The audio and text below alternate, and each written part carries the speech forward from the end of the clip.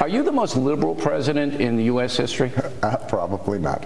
Probably not? Probably not. I Who think that's would fair be? to say. You know, the truth of the matter is that when you look at some of my policies, in a lot of ways, Richard Nixon was more liberal than I was. Started the EPA, started a whole lot of the regulatory state that has helped make our air and water clean.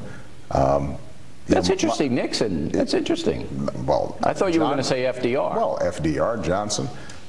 But I tend not to think about these things in terms of liberal and Democrat, or liberal and conservative, because at any given time, the question is, what does the country need right now? I think that you are much more friendly to a nanny state than I am. I'm more of a self-reliance guy. You're more of a big government will solve your problems guy. That's it. And I disagree with that, because I think that what used to be considered sensible, we now somehow label as liberal.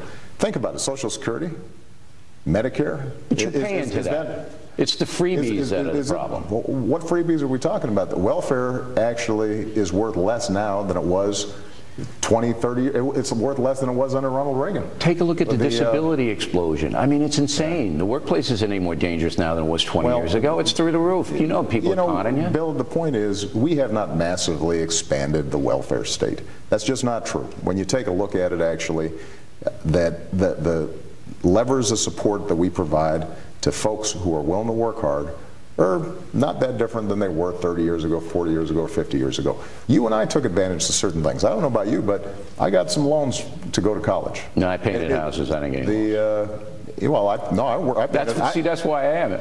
I painted houses during the summer too. It still wasn't enough. So so my point is that that's not a nanny state. That's an investment in the future generation. GI Bill, is that a nanny state? My grandfather came back from World War II. You're about to write a book on World War II. Smartest thing we ever did was make an investment in the American people when those guys came back from war. That's what created our middle class.